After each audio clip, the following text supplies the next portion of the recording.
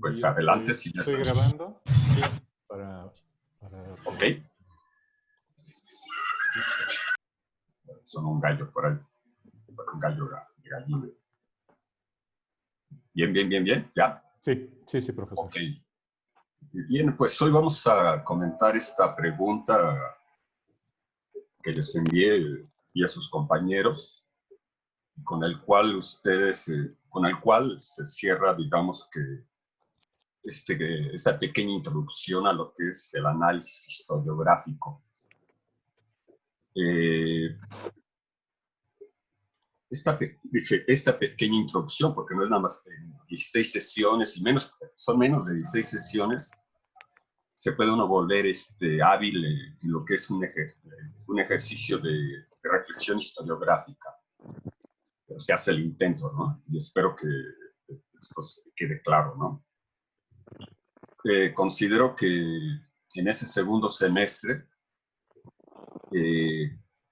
considero que todo aquello que se planteó a lo largo del primer semestre, ahora es cuando se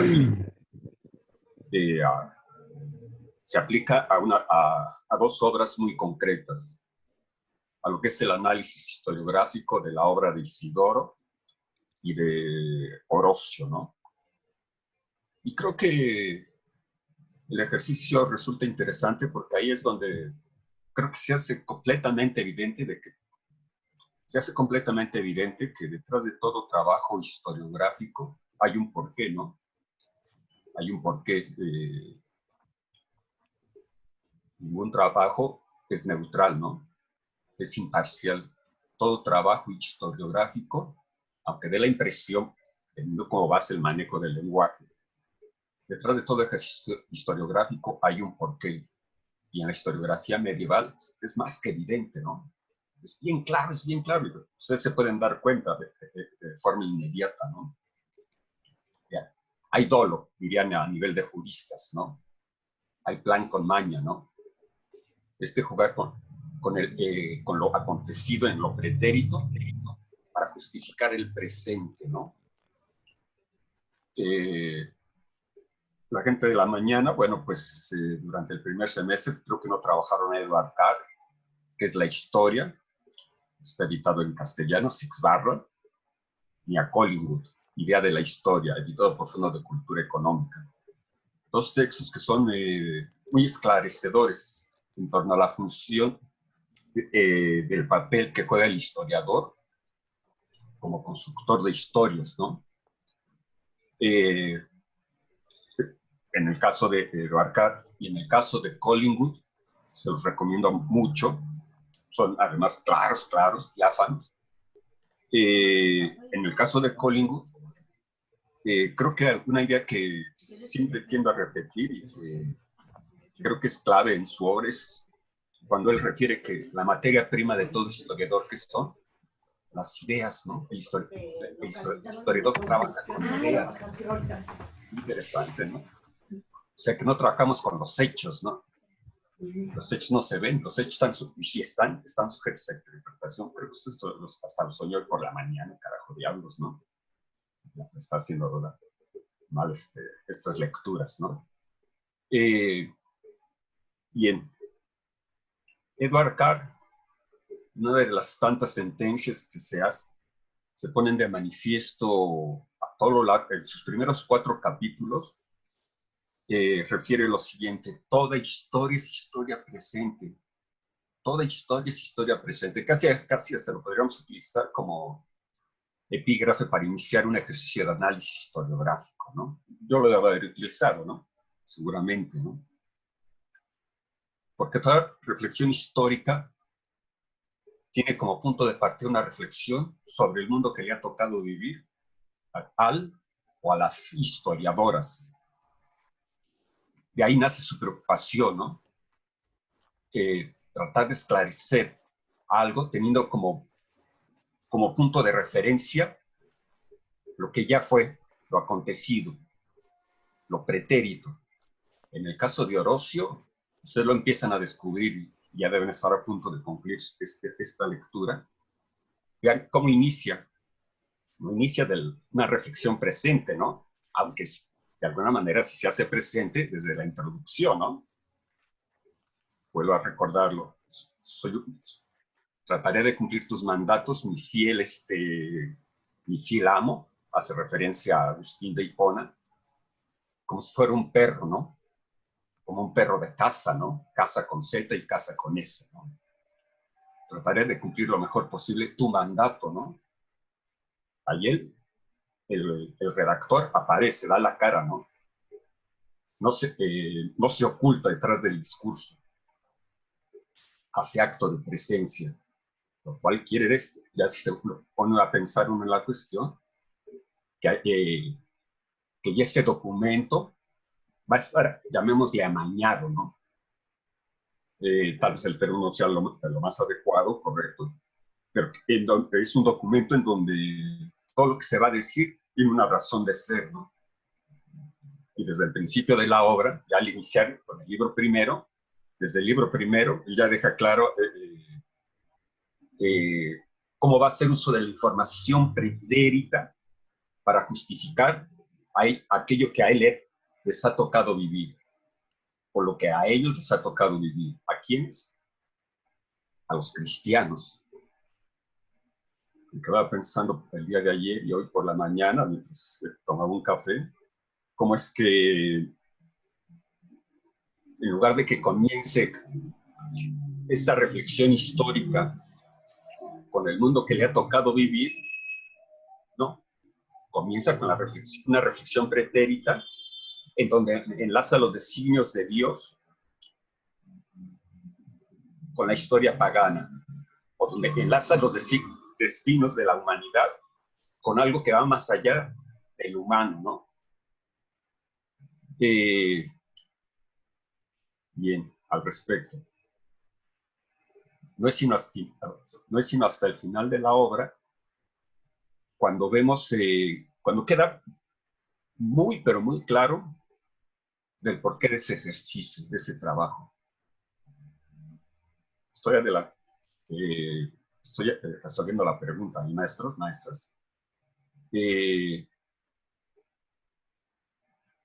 Tiene que justificar que los tiempos que les han tocado vivir a ellos, a los cristianos y a los no cristianos, han sido mejores que los anteriores al nacimiento de Jesús. ¿Por qué? Porque desde la perspectiva no cristiana, vean, otra vez voy a repetirlo, no estoy diciendo paganos, porque el término pagano ya va cargado, ¿no? Porque desde la perspectiva no cristiana, los males que vive el Imperio Romano son consecuencia del cristianismo, de los cristianos. Diablos. Por lo tanto, entonces, ¿qué tiene que hacer un buen cristiano? Un teólogo, como Agustín de Hipona, el resto de los padres de la iglesia, pues justificar al propio cristianismo, ¿no? Y denostar a todos aquellos que no creen. Por lo tanto, decir que la culpa no es del cristianismo, sino de que sus dioses son falsos dioses, ¿no? Bueno, entonces, por lo tanto, no son dioses, ¿no? Una relación en donde el manejo de la información pretérita se utiliza para fines determinados, para fines muy concretos, ¿no? Alguien si ya ha continuado avanzando con la lectura, recordará que hay durante los libros, digamos que intermedios, antes del libro quinto, recordará que hay una constante referencia a batallas que podrían demostrarse históricamente por medio de otros autores, sobre todo romanos, o griegos. Del otro lado yo no conozco el lado oscuro de la luna, conozco la versión griega, versión romana. Podemos dar fe de que hubo un enfrentamiento entre cartagineses y romanos, sin lugar a dudas. Pero ahí no interesa tanto el explicar las causas de ese conflicto, ¿no? Sino el ver cómo dichos conflictos lo que hacen evidente es que antes del nacimiento de Jesús, la violencia era una constante, ¿no? Una constante. De tiro por viaje. Ahí la información histórica se subordina a los planes de Dios, ¿no? A una reflexión en donde lo divino se pone de manifiesto. Bueno, alguien podría decir al respecto, bueno, pues si existe Dios, el llamado Dios Padre, pues lo hubiera podido impedir, ¿no? Hubiera podido detener estas masacres, ¿no? Al respecto podría responder lo siguiente, ¿no? Es una sociedad que, digamos, se encuentra entonces a prueba, ¿no? A prueba, ¿no? Que al final de cuentas, si tiene estos conflictos, es como una manifestación de la ira de Dios o del mal, ¿no? Con todo lo ambivalente que puede ser uno y otro término.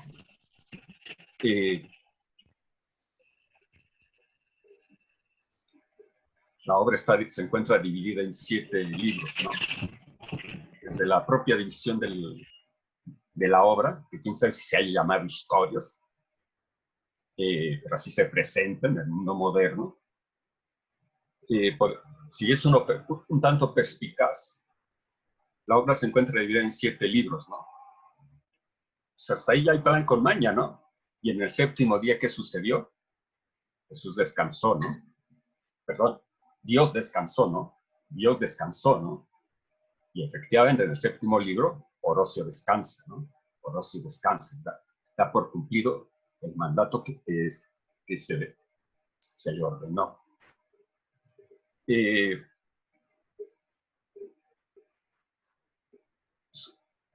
Vuelvo a la cuestión de la pregunta, ¿no? Pregunta en donde va implícito, donde ya está implícita la respuesta, ¿no? Hasta ahí hay maña, ¿no? Hasta ahí soy mañoso, ¿no? Pregunto algo, planteo algo, pero donde va implícita ya también la respuesta, ¿no? Eso se llama mayéutica, ¿no? Un ejercicio mayéutico, ¿no? Yo dirijo, no dejo que se vayan por la libre, ¿no? Yo dirijo la reflexión que ustedes tienen que replantearse. Yo dirijo esta reflexión en donde los 60 o 70 alumnos que están inscritos, cada uno a su manera, porque no puede haber 2 trabajos iguales, reflexionar sobre estas cuestiones que he estado planteando, ¿no? Por ejemplo, la idea del historiador como sujeto histórico, ¿no? El historiador es un sujeto de la historia, ¿no? Orocio es un sujeto histórico, ¿no? Digamos que condicionado por sus coordenadas cartesianas de tiempo y espacio, ¿no? Condicionado por su tiempo, ¿no? Por una cosmovisión a partir del cual él responde pues a los cuestionamientos que se le han realizado al propio cristianismo, ¿no? Nada más así por pura curiosidad. Lean las primeras líneas de La Ciudad de Dios, de Agustín de Hipona, ¿no? Bueno, si tienen tiempo, pues leanlo en su totalidad, sería lo ideal, ¿no? Comienza exactamente con esta idea, plantea esta cuestión, se nos achaca a los cristianos de los males que vive el imperio, ¿no? Dice, ¿no? Pero los males que vive el imperio son anteriores, ¿no? Los tiempos que vivimos, si no, y aquí está la trampa también, ¿no? Los tiempos que vivimos son menos peores. No deja de admitir que sí, hace la referencia que no son óptimos, que no son los mejores, pero son menos peores, ¿no? Son los menos peores, ¿no? Son menos peores desde el nacimiento de Jesús, desde la encarnación del Verbo, ¿no? Una obra que se le atribuye a Atanasio de Alejandría, ¿no? En torno a la encarnación del Verbo. Debe haber edición en catalán y edición en castellano. Tiene que demostrar que desde el nacimiento de Jesús las cosas van viento en popa, ¿no? Son mejores, son menos peores. Vuelvo a esta idea que ya lo he referido. Tiene que hacer coincidir lo histórico con lo que es muy difícil demostrar históricamente, ¿no? El nacimiento de Jesús. Pero lo tiene que hacer coincidir con un acontecimiento que sea incuestionable. ¿Y cuál es este este acontecimiento que resulta incuestionable históricamente, la llegada al poder de Octaviano Augusto, el sobrino de Julio César, ¿no? Lo hace coincidir. Bueno, lo que los historiadores serios manejan, bueno, no quiero decir que los teólogos como historiadores no sean serios, claro, son serios, son tendenciosos. Lo que un historiador que trabaja el periodo Augusto, pues, o a los primeros emperadores romanos, lo primero que refiere es de que efectivamente con Octaviano Augusto las guerras civiles menguaron, porque con anterioridad la república estaba hecha a pedazos, ¿no? Está totalmente desestructurado. Y para muestra, un ejemplo, ¿no? Las guerras civiles de Pompeyo, contra Julio César, ¿no? Julio César llega un periodo de estabilización. Da comienzo este periodo de estabilización. Con su sobrino, la paz se consolida. Para un historiador moderno, eso es consecuencia de la mano férrea con la cual Octaviano Augusto, actuó. Pero para un historiador cristiano, la Pax Augusta es consecuencia, sí, de él, pero ante todo de que coincidió con el nacimiento de ¿quién? De Jesús, ¿no? Coincidió con su nacimiento. Como de igual manera, la historia pagana, no cristiana, o judaica, si bien para el historiador no cristiano dio inicio con Nino, con Semiramis, esta historia pagana va enlazada con el nacimiento del padre del judeocristianismo, Abraham, ¿no? Abraham, ¿no? Se lo están viendo, ¿no? Lo están viendo, ¿no? Si alguien cree, dice, yo sabía que había algo más, ¿no? Yo sabía que no estaba equivocado, ¿no? Yo sabía que ya estaba encontrando la verdad, ¿no? Ok. Lo único es que hay plan con maña en todo aquello que se pone de manifiesto, ¿no? Bueno, me detengo para que algún comentario en torno a la pregunta. Ya José les envió las indicaciones del ejercicio que tendrá que entregar. Pues todavía tiene mucho tiempo, ¿no? Mucho tiempo, ¿no? Vida no hay demasiada, ¿no? Se puede truncar fácilmente ahora. Bueno, si nos cuidamos, si mantenemos la sana distancia, que es excelente si mantener la sana distancia, 2 metros de distancia a cada quien, perfecto, ¿no? Que les pongan un chip para que alguien cuando se acerca demasiado empiece a sumar, o de Tony, ¿no? Perdón por mi sarcasmo, pero es lunes, ¿no? Comentarios, maestros, en torno a la pregunta. ¿Algún comentario? La pregunta va bien dirigida, ¿no?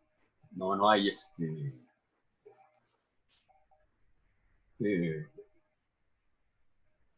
no tienen que plantear una cuestión diferente a la que va implícita en la propia pregunta, ¿no? Como en un problema matemático, si ustedes saben cómo resolverlo, piensen en una ecuación piensen en los términos semejantes, aquellos que los recuerdan todavía, los trabajos algebraicos, las ecuaciones de primer grado eran muy elementales, casi regla de 3, ¿no? Pero recuerden lo que eran los términos semejantes, ¿no?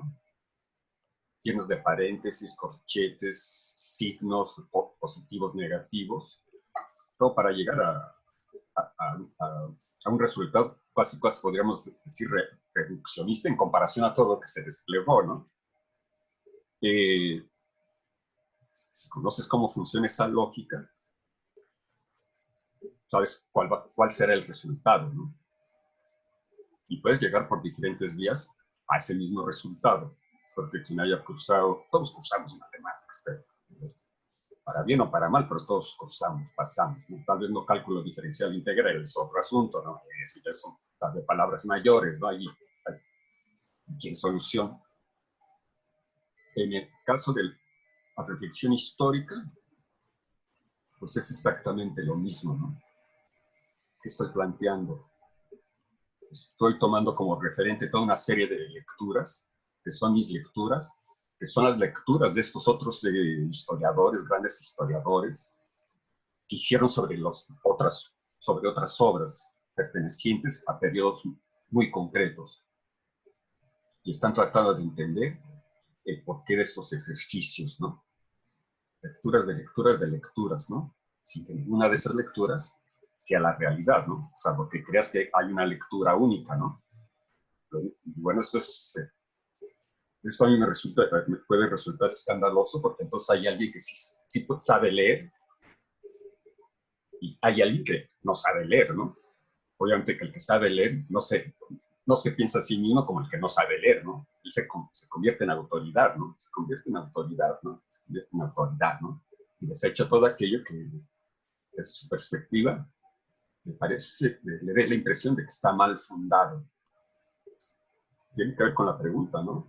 Discursos, lecturas. En el caso de los historiadores de esta larga Edad Media, su lectura siempre se encuentra sesgada, ¿no? El día de ayer por la noche terminé, por fin, sabía que lo podías, el San Luis del Legoff, ¿no? O San Legoff, el mismo noveno de Francia, ¿no? Y en la conclusión, ayer me referí a Rubén por vía telefónica, que Legoff termina, no esperaba más de él, es más, congratuló, que bueno, después de 10 años de trabajo, pudo terminar esta gran, monumental obra, ¿no? Y refiere que en esa relación que él estableció con la documentación del periodo, siglo XIII, con las biografías en torno a San Luis, él parte de la idea que sí pudo ser capaz de interiorizar a este hombre, ¿no? A este hombre modelo, ¿no? Un devoto, ¿no? Creo haber sido capaz de ser parte de su séquito, ¿no? Como John Mill, como la gente que le rodeó, su confesor, o su propia madre, Blanca de Castilla. Y refiere, el historiador no es un juez, ¿no? Yo podría pensar, alguien podría decir, es que Pedro está juzgando. No, no estoy juzgando, estoy tratando de entender una mentalidad determinada. Los cuellos de botella, que quien cree, no son cuellos de botella. Pongo un ejemplo, y creo que lo referí en la pregunta. El cristianismo, al final de cuentas, es, al igual que toda la religión, es una religión que podríamos calificar como mágica. Interesante, ¿no? Recuerden los que, bueno, ahora ya no se puede ir a misa, ¿no? Va a ser de las últimas instituciones, junto con las pulquerías, que van a abrir, ¿no? Pero la liturgia está lleno de pases mágicos, ¿no? La Eucaristía, ¿no? Es la transustanciación, ¿no? Es el cuerpo de Cristo, ¿no? La sangre de Cristo, ¿no? Comed y bebed, ¿no? El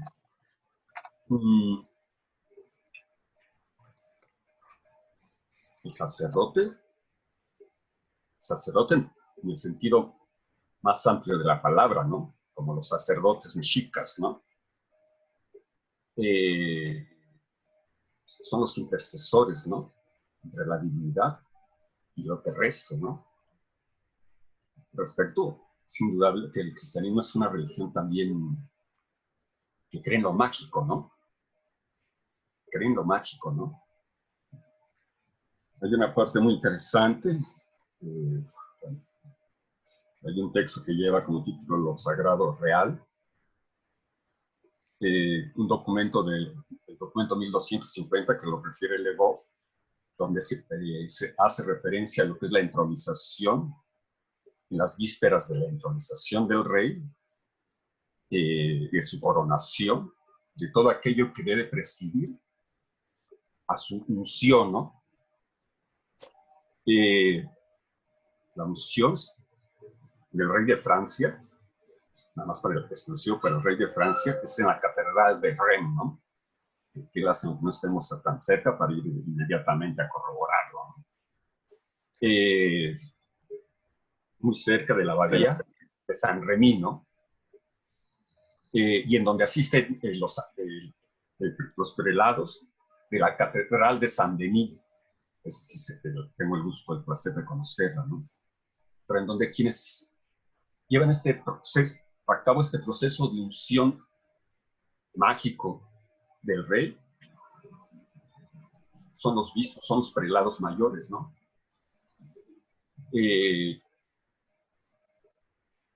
Se le unge con un aceite sagrado, ¿no? Que se conserva en la Santa Ampolla, ¿no? La Santa Ampoule, en francés, ¿no?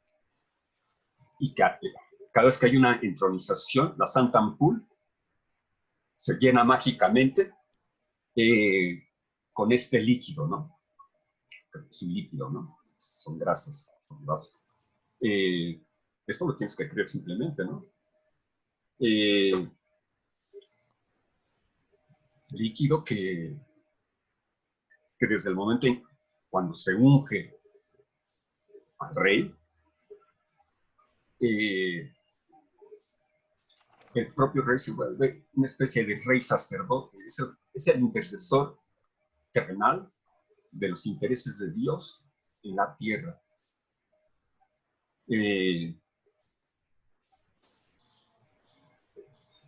¿Cómo la ven, maestros, maestras? No sé cómo andamos de tiempo. Sí, andamos bien, ¿no?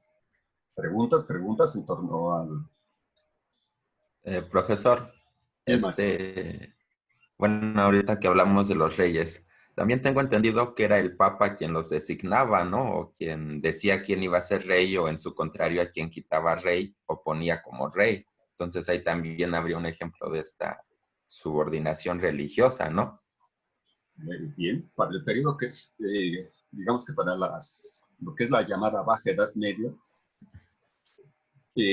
esto que plantea su compañero va a ser motivo de discordia. Y va a traer un gran conflicto, la llamada Guerra de las Investiduras. La guerra del emperador, del papa, ¿no? ¿Quién inviste a quién, no? ¿Qué es lo que se puede plantear? Sí, el papa os ha ungido, me ha ungido. Por lo tanto, yo soy el delegado de Dios en la tierra, ¿no? Sí, pero ¿quién te ungió? Yo fui quien te dio la unción, ¿no? Por lo tanto, yo estoy sobre ti, ¿no?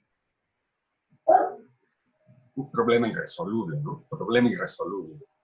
Y hasta que no se establecen, digamos que entran en concordia, se soluciona. Lo que es del César, al César. Lo que es de Dios, a Dios, ¿no? Máxima romana. Eso lo especifica Alfonso Mendiola, ¿no? En su lectura que nos dejó. Te escucho. Dice que antes, ¿de qué siglo? Creo que del siglo 7, 8, 9, no sé. El Papa realmente presentaba un simbolismo, pero como tal no tenía ningún tipo de influencia en las decisiones políticas. Hasta que está la reforma, no sé qué reforma. Es cuando ya tiene injerencia sobre las decisiones políticas. La historia de lo que puede ser la institución eclesiástica y el pontificado después del año 1000 es harto compleja, y muy interesante. Hay un momento en el cual hay tres papas. Sería interesante ver cómo lo soluciona un clérigo, ¿no? Siglos XV, hay tres papas. Es el cisma, ¿no? El cisma de la institución eclesiástica católica, Porque el cisma con la Iglesia Ortodoxa desde antes ya se había presentado, otro cisma, ¿no? Por cuestiones banales. Esto que podría pensar que no es banal, como si la hostia debe llevar levadura o no, es banal, es una cuestión de poder de la Iglesia Ortodoxa, Oriente contra Occidente, ¿no? Pero para el cisma que refiere su compañero, de igual manera tiene que ver con una cuestión de poder. ¿Es Roma o es Aviñón, en el sur de Francia, ¿no? Unos partidarios del imperio, de las monarquías, otros subordinados al Santo Papa, ¿no?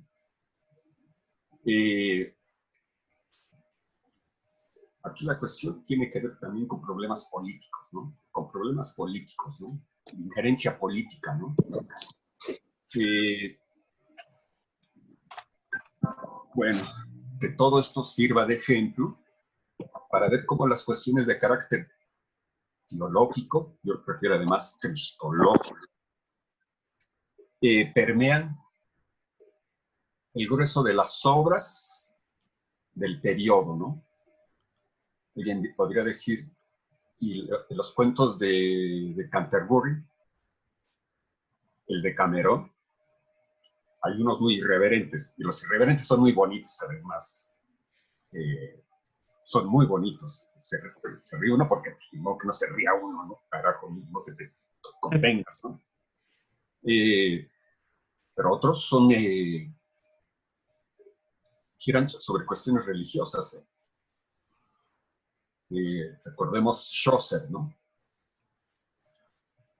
Los peregrinos, ¿a qué lugar de veneración parten? ¿Hacia dónde van? A la catedral de Canterbury, ¿no? Y qué mejor manera en lo que llegan a la catedral por las noches, el día hay que patear. Qué mejor manera de solazarse, que es un término muy bonito, que contando cada uno de ellos vivencias, ¿no? Yo no sé quién habrá copiado aquí, si Chaucer o Chaucer a Boccaccio o Boccaccio a Chaucer. Luego hay cuentos que son muy parecidos, ¿no? Pero a final de cuentas es una cuestión de todos los sentidos subordina cualquier tipo de pensamiento a la cuestión religiosa. Alguien diría la poesía goliarda de estos monjes errantes que no hacen claustro. ¿Qué sucede con ellos? Hay una crítica a la institución como institución, no a un sistema de creencias, que para divertirse, si continuamos aquí confinados hasta la primer posada, pues lean El nombre de la rosa, ¿no? Apenas el año pasado la volví a terminar.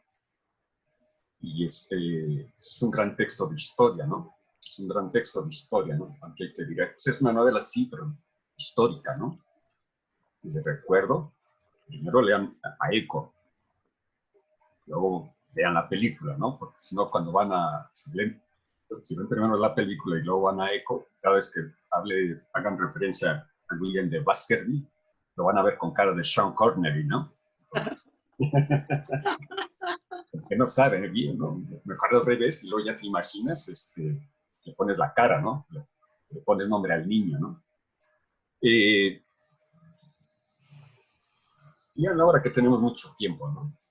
Y que además el gobierno de la ciudad dice que hay que leer, ¿no? Como le dicen a los ciudadanos que lean si nunca han leído, carajo, ¿no? En el caso de la obra cinematográfica, ahora no recuerdo el nombre del director, a quien le encargaron hacer el guión del film, fue nada menos y nada más que al señor Jacques Le Goff, ¿no? Jacques Le Goff, ¿no? Estos detalles de carácter histórico, ¿no? Ya no pudo intervenir en que él quería mejor a Marcello Mastroianni o a Alain Delon, porque bueno, pues, son los presupuestos, era el director o la casa cinematográfica, ¿no? Dice, no va a ser ni Alain Delon ni Marcello Mastroianni, ni Lando Busanca, ¿no? va a ser Sean Connery, ¿no? El mejor personaje más apto para resolver una intriga, ¿no? 007, licencia para matar, ¿no? Preguntas, maestros, nos quedan 4 minutos.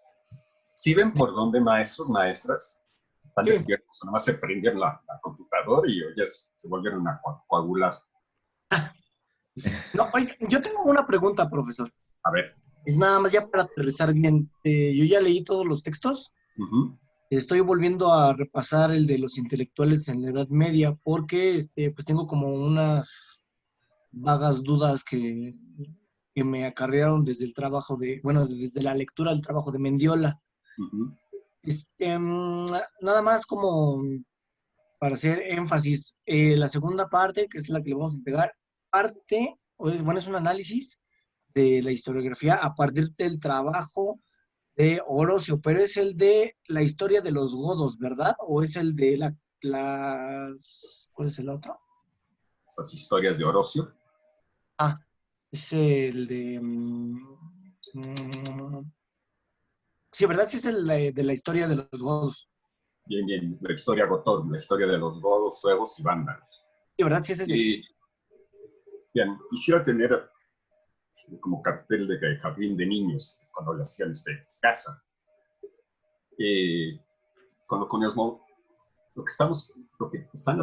Lo que hicieron ya en el segundo y tercer ejercicio que están construyendo, es su construcción como buenos arquitectos, ¿no? Aunque a algunos se les va a caer la casa, ¿no? Los adobes le van a salir mal, ¿no? Lo que tienen que hacer es la aplicación de un modelo, y ese modelo está dado por el buen Alfonso, de forma muy clara, ¿eh? Sí. Es muy claro. Philippe Arié también lo hace, pero tal vez la dificultad con Arié es de que hace referencia a lo que son crónicas o historias francesas, que para muchos de ustedes se encuentran pero muy lejanas, puede ser hasta árido, ¿no? Estaban chidas. Es la aplicación de un modelo, es análisis historiográfico, es análisis del discurso, maestros. ¿Cómo la ven? Ya. Sí, porque digo, yo tenía la duda si era de la historia de los godos o la de historias contra los paganos, pero creo que ya me dejó claro que es la... Es que en castellano, vean, hay plan con maña, ¿no? Y yo la versión que tengo es la historia, tengo una edición de Gredos, de Orosio. Pero es que en castellano, o en francés, o en una otra edición en castellano, se le tituló Historia contra los paganos. Pues ya lo leí. Ahí hay plan con maña, ¿no? Es la misma, es que ya vi dónde vas. Es exactamente lo mismo. Nada más que alguien le puso historias y hay alguien que le puso historia contra los paganos. Es como los films norteamericanos.